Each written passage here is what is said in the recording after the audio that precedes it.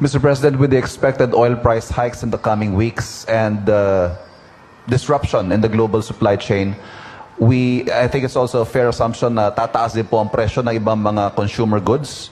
Are there certain goods that we are bracing for, and what interventions are in place? Well, it all depends on how long this lasts.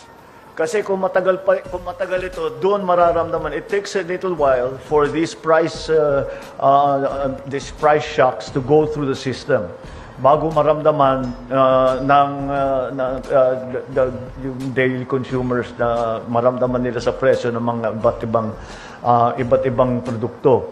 But because there will be, siyempre magkakaroon ng effect yan pero yung mga halimbawa, the only place where the transport has been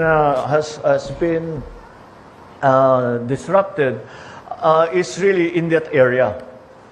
So even if you think about it, yung mga barko na parating na rito na papunta mag-deliver ng mga goods, they are still traveling towards here. So that's why I'm saying it will take time for any of the effects of the oil price shocks to work through the system. And of course, the prayer that we have is that before they work their way through the system, matapos na ito, so that hindi na masyadong naramdaman ng taong bayan.